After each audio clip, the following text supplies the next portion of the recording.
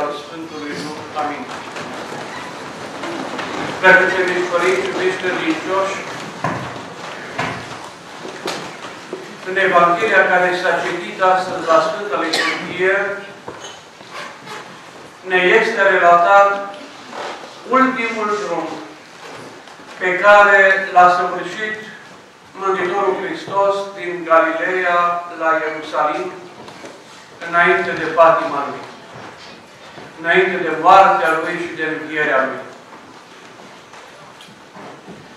Și pe drum, Mântuitorul Hristos le-a vorbit despre cele care se vor întâmpla cu El în Ierusalim.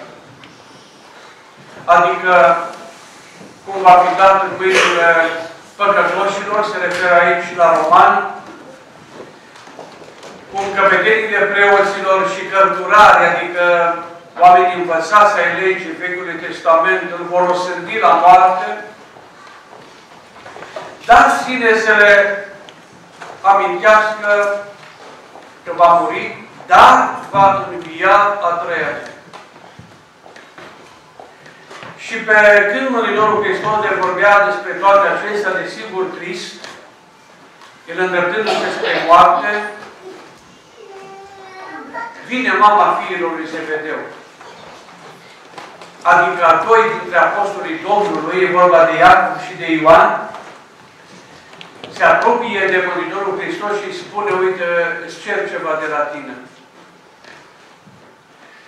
Și anume, pe unul din copiii mei, să-l pui de-a dreapta ta și pe altul de-a stângă.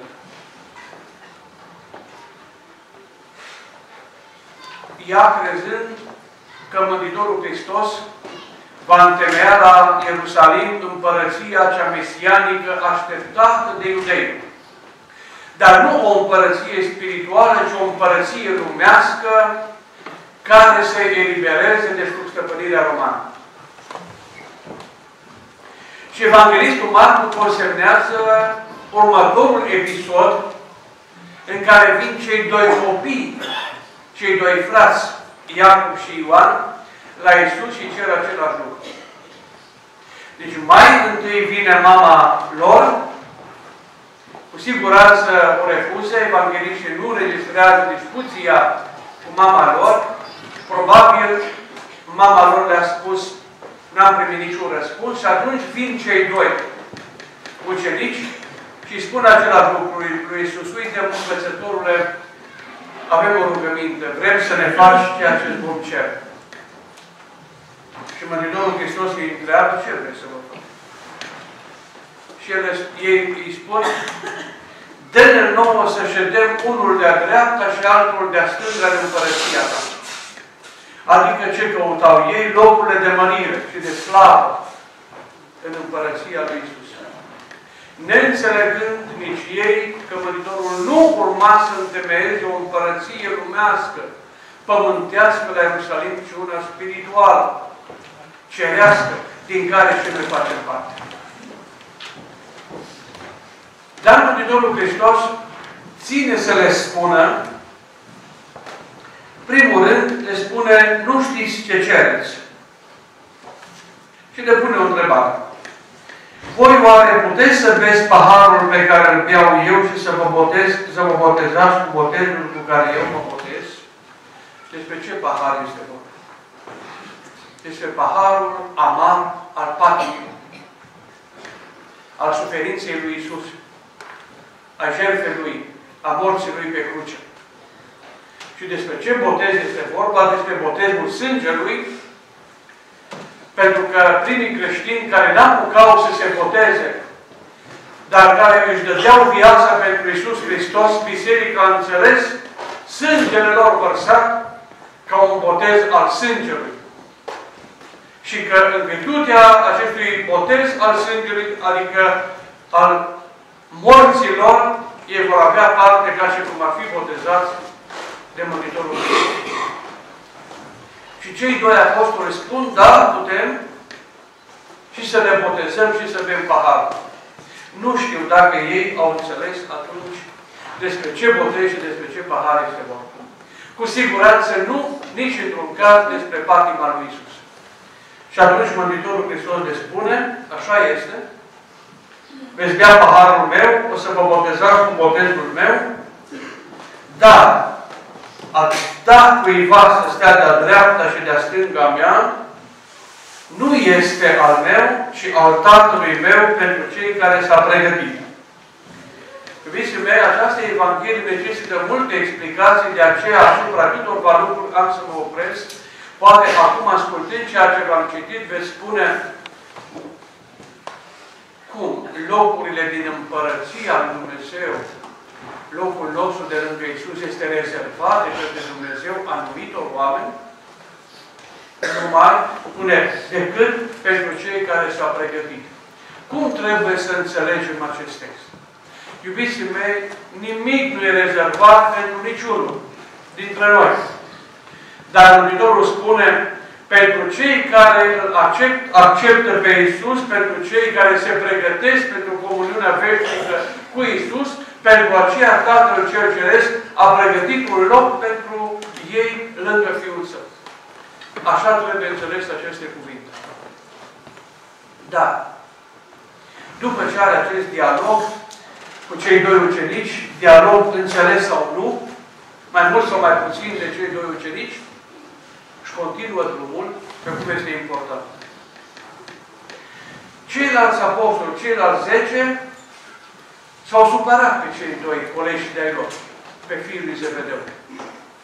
Evanghelistul Marcu ne spune și Matei că erau mânioși. La un moment dat, Mântuitorul îi surprinde, spune Matei, certându-se între ei. Deci apostolii s-au certat. S-au certat și ei. Pentru că au fost foarte supărați pe cei doi colegi de-ai lor, pe cei doi frați, cum unul să stea de-a dreapta și altul de-a stânga în împărăția lui Iisus. Nu aveau nici un gând la o împărăție spirituală, ci numai una politică, lumească, pământească. Și se certau între ei. Și atunci Mântuitorul Hristos îi întreabă de ce nu sunt între voi. Și din nou le amintește despre patima Lui. Adică, iubiții mei, în timp ce Iisus, trist, supărat, dărâmat ca om de durere, se îndrepta spre Ierusalim, le vorbea despre patimă, despre umilință, ei doreau locuri de mărire. În fruntea tuturor să fie ei. Ce contrast între cele două lumi. Între lumea lui Iisus și lumea omului. Lumea lui Iisus a umilinței, a crucii, a jertfei, pentru că drumul pe care Iisus mergea era drumul crucii. De acolo a început drumul crucii lui Iisus. Nu din Ghețiman. De acolo, din Galileea. Cu durerea pe care Iisus a avut un suflet, văzând că apostolii lui n-au înțeles nimic din activitatea lui și din misiunea lui. Și că se certau apostolii pentru locuri de mărire, pentru locuri de slavă. Așa cum aici pe pământ vedem câtă ceartă, câtă ură, câtă dezbinare pentru funcții, pentru locurile mari, care sunt trecătoare, sunt temporare. Nimeni nu moștenește nicio funcție.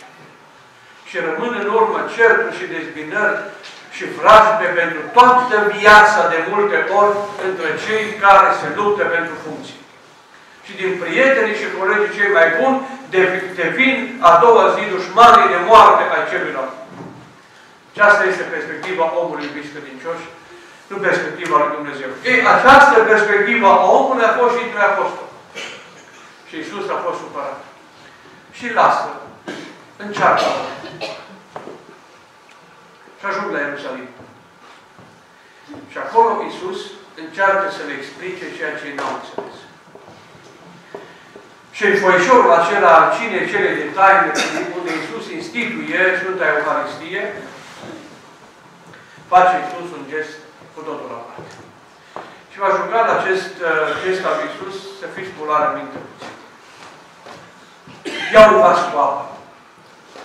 Un fel de lighean. Înțelegem asta.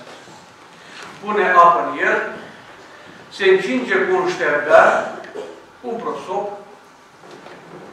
merge în fața apostolului și începe El, Iisus, Dumnezeul cel adevărat, să spere picioarele ucenicii.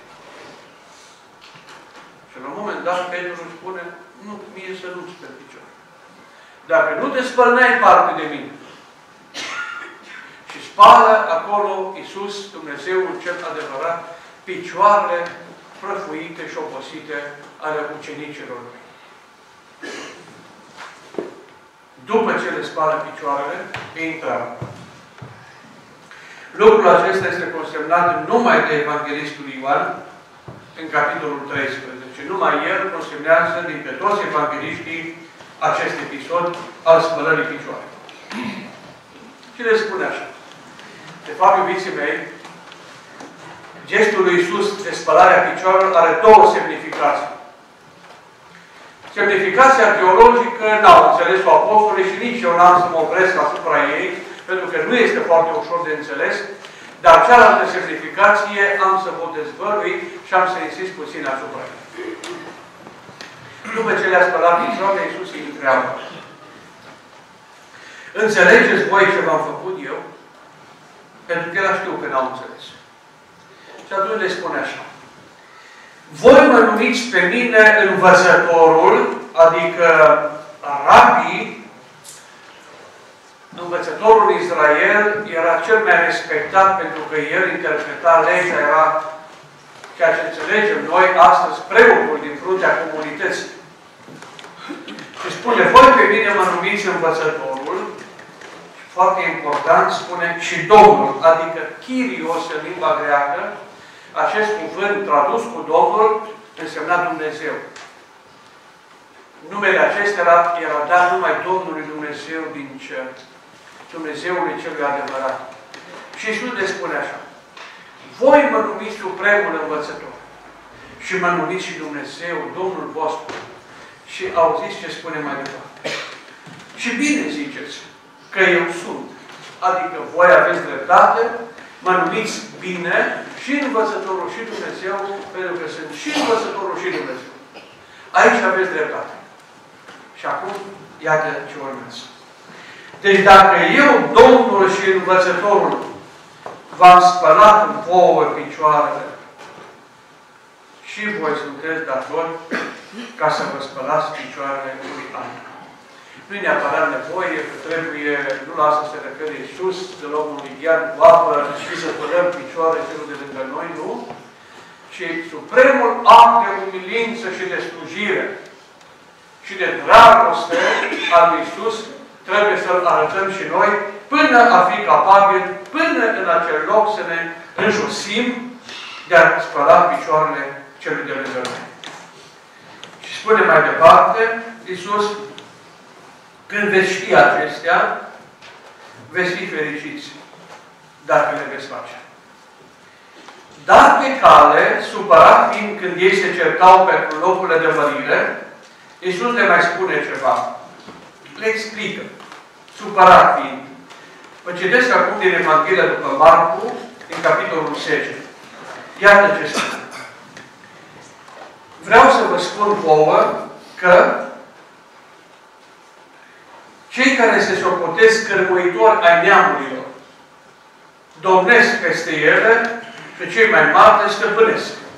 Adică ce spune Iisus? Știți, uitați-vă la lume, sunt stăpânitori peste această lume, sigur se referea la Imperiul Roman, iată ei vă supresc pe voi și vă stăpânesc, dar aveți și cărmuitori lumești, aveți rege, aveți oamenii regelui, aveți armată, etc. Și spune Iisus, mai departe, între voi nu trebuie să fie așa. Adică să stăpâniți careva peste cineva. Între voi nu trebuie să fie așa și auziți care este adevărata mărire în viziunea lui Iisus. Adevărata putere. Și care va vrea să fie mai mare peste voi, să fie slujitorul tuturor. Și auziți mai departe? Și cel care vrea să fie întâi între voi, să fie tuturor slujitor. Dragii mei, aceste cuvinte ale lui Iisus necesită unele explicații. Adică ce să înțelegem noi că Iisus nu vrea ierarhie socială, ci că Iisus a desfințat o rânduire omenească omenească, bazată, sigur, pe funcții și pe anumite calități pe care anumiți oameni le au. Nu, nici vorba. Nu despre acest lucru este vorba. Nu asta a vrut să spună Iisus. Să rămână stăpânitori pe pământ, adică cei care conduc, să rămână oameni care sunt în fruntea comunității, să rămână în funcții, este nevoie de aceste funcții, dar, cum este important? Cel care vrea să fie întâi între toți, să fie slujitorul tuturor. Și cine vrea să fie mai mare și mai tare, pe toți să-i slujească. E un paradox acesta. Cum să fii întâi dacă tu ești slujitorul tuturor? Cel mult poți să fii la urma tuturor. Cum să fii tu cel mai mare și care conduce dacă tu faci slujba tuturor? Cum trebuie să înțelegem aceste lucruri? Dar, iubiții mei, aceasta este adevărata mărire pe care Iisus o spune. De care Iisus vorbește. Adică cei care se găsesc în fruntea comunităților. Conducătorii popoarelor.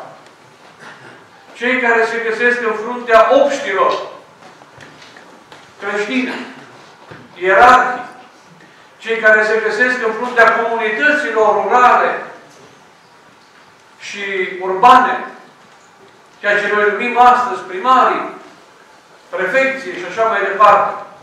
Toate aceste funcții trebuie să rămână, dar ei trebuie să înțeleagă că stregătoare și că slujirea lor, sau că funcția lor însemnează slujirea omului. Asta nu înțelege lumea de astăzi și nu înțeleg mai marii noștri. Și se fac stăpânitori peste noi, peste lume. Și uită că după doar câțiva ani, dacă n-am înțeles adevărata lor funcție și că pe scaunul pe care ei stau, în funcțiile pe care le au, nu ei stau. Și știți cine stă pe acel scaun? Hristos, Cel care te-a pus acolo. Cel care a creat contextul ca tu să ajungi acolo, în funcția respectivă, ca pe toți să-i slujești. De Cel care pe scaunul Lui, de lumesc, de conducere, indiferent ce funcția, nu-L vede pe Hristos șezând, ci pe El se vede șezând, n-are parte de acel scaun. Acela va fi un orgolios în viață, acela va fi un stăpânitor lumesc, care va încerca să facă în așa fel ca toți să-i se închine și să-i se aplece. Aceștia au o viață scurtă în funcțiile lor și pe aceștia nu mai cinstește nimeni după ce au plecat din funcțiile lor. Acela este cel mai mare din societate, acela este în fruntea societății, nu care el se pune în fruntea societății, ci pe care societatea îl vrea și îl aduce în fruntea ei și îl recunoaște ca cel mai mare. Dragii mei, am insistat asupra acestui lucru pentru că Iisus a insistat asupra acestui adevăr care, iată, adevăr lumesc și printre apostoli a fost. Așadar, tu, cel care ești în fruntea tuturor, să înțelegi mai întâi că funcția pe care o ai ți-a dat-o Iisus și El știe de ce ți-a dat-o, ca să slujești pe toată lumea, să fii slujitorul tuturor, să fii modest, să fii cu înțelegere față de suferința umană și față de cei necăjiți, și atunci acei necăjiți, aceia care sunt supușii tăi, când tu vei fi așa față de ei, te vor recunoaște ca adevăratul lor conducător. Aceea este adevărata funcție și aceea este adevărata mărire. Nu cei care se impun în ea, ci cei care se recunoscuți de oameni ca fiind în fruntea lor cu mulțumire. Dragii mei, imaginați-vă cât bine ar fi în lumea asta dacă așa ar fi percepute funcții. Cum ar arăta societatea de astăzi? Primul rând ar dispărea dictatorii din istorie, care au făcut și fac atât de mult loc acolo unde sunt. Cum ar arăta societatea când cei din fruntea noastră ar fi, de fapt, slujitorii noștri ai tuturor? Cât de mult respect le-am arătat și le-am acordat. mai întâi, bună dimineața, femeii de serviciu, care spală birou, care șterge biroul de praf, care face curățenie, care este cea mai mică în slujire. Tu să-i spui prima dată, bună dimineața. Nu să aștepți trecând, uitându-te în dreapta și în stânga să vezi cum îți spun alții ție bună dimineața. Acela e adevăratul șef al instituției. Aceasta este smerenie, aceasta este umilință, acesta este bunul simț, acesta este respectul pe care să-l datorezi celui de lângă tine. Ei, gândiți-vă. Un astfel de om care este socotit ca pe treapta de jos a instituției respective, deși nu există trepte de jos și de sus. Pentru că toți sunt oameni. Demnitatea umană nu are trepte de sus și de jos. Când ești un om demn, nu ești pe o treaptă de sus sau pe alta de jos. Ești un om. De aceea demnitatea umană nu are funcții, nu are mărire și nici umilință. Este un om. Iar gândiți-vă când cel mai mare al instituțiilor respectă pe cel mai de jos în acest fel. Ca pe un om. De cât respect, de câtă mulțumire se poate el înconjura din partea celor pe care îi conduce. Iubiți credincioși, acolo unde fiecare suntem, să încercăm să punem în practică Evanghelia lui Iisus. Nu este ușor. Cu Iisus nu este ușor, să știți, cu Iisus este greu. Pentru că poruncile Lui nu sunt ușor de împlinit de către noi, de către oameni. Dar fiecare acolo unde este și de pe poziția pe care este, să încerce să înțeleagă că Evanghelia de astăzi este Evanghelia vieții Lui, a funcției Lui și a poziției Lui din societate. Și cu siguranță mâine va fi mult mai bine în instituția respectivă, în relațiile Lui cu cei din jurul Lui și în relațiile celor din jurul Lui cu cei care au autoritatea conducerii în viața. Este o Evanghelie din care toți avem de învățat și este o Evanghelie care să sune mereu ca un clopoțel și în viețile noastre, dar și în familiile noastre. Pentru că și acolo există atât de multă dictatură în viețile multor oameni și a multor familii în care soțul se poartă ca un satrap cu soția lui și cu copiii lui. Eu sunt șeful, de mine trebuie să ascultați toți, dar fără nicio logică. Sigur că toți ascultăm unii de alții, dar numai acolo unde există logică și unde există o rațiune a ascultării. De aceea să știți că există multă suferință în casele multor oameni, tocmai datorită acestei stări de orgolii, de mândrie, care stăpânește viața noastră și care ne aruncă viețile noastre. Toți avem de învățat. Singura cale a măririi, a gloriei, a faimei, este calea smereniei. Este calea respectului, este calea slujirii tuturor, este calea, cu alte cuvinte, a modestiei. Și aceia sunt, cu adevărat, în fruntea noastră, pe care noi îi recunoaștem ca atare, că merită să fie în fruntea noastră. O Evanghelie din care toți avem de învățat și mai ales că am mai rămas puțin timp până la Paște, putem să îndreptăm multe pentru a ne putea bucura cu Hristos împreună, biruitorul sau triumfatorul asupra morții, asupra răutății oamenilor, asupra orgoliei și mândriei omenești care pe Iisus l-a sacrificat. Iubiți credincioși, cu această Sfântă Liturghie și cu acest cuvânt, eu închei misiunea în mijlocul dumneavoastră, unde cu adevărat m-am simțit foarte bine.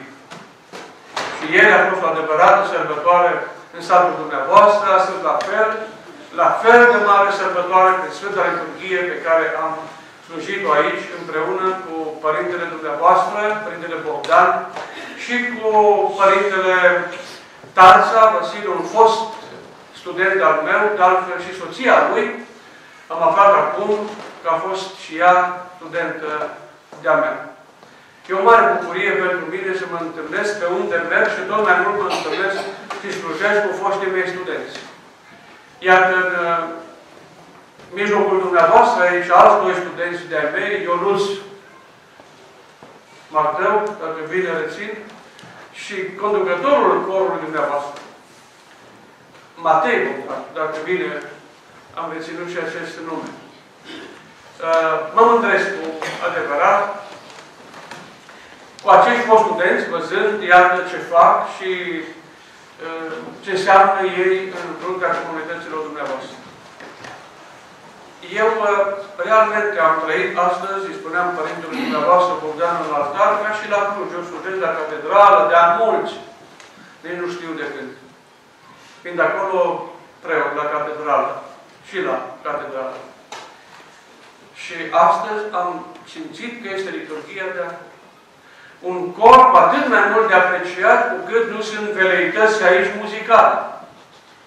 Iar am înțeles că cei care cântă în cor nu sunt oameni cu o cultură muzicală deosebită, cu conservatori și așa mai departe, ci oameni din mijlocul dumneavoastră și nu în puține locuri, la țară, iar într-o comunitate rurală, într-o parohie de la țară, să ai un astfel de cor și să te simți ca și cum ai fi într-o catedrală de oraș. Așa este biserica dumneavoastră și trebuie să fiți mândri în sensul bun al cuvântului, în sensul bun, repet, al cuvântului de ceea ce aveți, de comunitatea aceasta și mai ales de preotul pe care îl aveți. Absolut inimos, gata de slujire și care, iată, v-a făcut 2 zile de sărbători. Personal apreciez mult pe Părintele Bogdan, nu l-am cunoscut până acum, dar m-a impresionat și am vorbit și Preasfințitului despre el. Un preot, iată, preocupat de ceea ce înseamnă cu adevărat biserica și cum trebuia să arate. Altarul, dacă intri în altar, când intri în altar, îți dai seama ce preot are biserica respectivă. Altarul este farmacie și Sfânta Masă. Și mie îmi place foarte mult acest lucru, oriunde mă duc, unde văd că bisericile sunt îngrijite și altarul este farmacie, pentru că acolo este casa cea mai intimă, sau camera cea mai intimă a lui Iisus. Din casa lui Mare, altarul unde stă acolo și întronează pe Sfântul Altar veșnic, zi și noapte. Și aceasta înseamnă altarul, locul intim unde Iisus mereu se găsește pe Sfânta Masă, pe Evanghelia Lui, zi și noapte. Și cât o biserică există. De aceea, țin să mulțumesc Părintului Bogdan pentru invitația pe care mi-am făcut de a fi aici în mijlocul dumneavoastră. Am petrecut, repet, clipe frumoase și ieri și la masă, și cu oficialitățile, și cu domnul primar, și cu domnul director, al uzinei dumneavoastră de aici, care înseamnă mult, uzinei de avioane, spun eu, care înseamnă mult pentru comunitatea dumneavoastră și pentru acest sinod de o binecuvântare. Că mulți oameni au unde să lucreze. Iar domnul director este realmente un om modest și în multe ipostate el m-a impresionat pe care nu-i le spun sau poate n-am să le spun niciodată. Așadar, el am petrecut cu Părintele Bogdan, cu un fost student de-al meu iarăși, care este profesor de teologie, clipe foarte frumoase și la un schit și după aceea am poposit pentru cine și la un alt fost student de-al meu. Așa că în țara Răpușului m-am simțit foarte bine. E o țară frumoasă. Iată, veneam azi dimineață de la hotel, la biserică și punea soția. Iată ce frumoasă e această țară. Numai în Elveția am văzut atât de multe locuri frumoase. Și dacă am fi și mai bine îngrijite și am fi și mai mult preocupați de ceea ce înseamnă țara noastră, ar arăta și mai bine. Avem o țară minunată, cum puține țări sunt în lume. Repet, eu nu călătoresc puțin și am fost în foarte multe țări, și de aproape, și de departe, și de peste ocean, și să știți că puține țări sunt ca a noastră. Nu cam am avut și nu prea avem și conducători pe măsură. Și oamenii din fruntea ei, oameni de valoare, cu caracter, cu demnitate, cu coloană și cu pregătire. De foarte important. Și cu pregătire. Să nu avem nulități în fruntea noastră și să nu promovăm non-valorile din jurul nostru și din comunitățile noastre. Așa că, Părinte Bogdan, mulțumiri împreună cu mulțumiri adresate și soției tale, mulțumiri Părintelui împreună slujitor, mulțumiri dumneavoastră tuturor, o comunitate frumoasă, o biserică frumoasă, o catedrală cu un cor frumos și cu siguranță nu ne mai vedem curând. Eu vă doresc să aveți parte de un post care a rămas cu întoarcerea vieții pentru mulți. Mulți trebuie să întoarcă viața lor. Mulți cred că trebuie și mai este puțin timp până la Paști să întoarcă pașii de pe un drum greșit pe care se duc, pe un drum de păcat, pe un drum de compromis, pe un drum pe care Dumnezeu nu-l vrea. Și tuturor vă doresc să aveți parte de sărbători ale Sfintelor Paști, cu bucurie și lumina învierii să lumineze cu adevărat viața și casa fiecăruia dintre dumneavoastră. Bucuria învierii să vă însoțească mereu pe tinerii, pe copilașii dumneavoastră și încă o dată aprecieri pentru sărbătoarea pe care Părintele Bogdan a făcut-o în mijlocul dumneavoastră. Binecuvântat ești Dumnezeu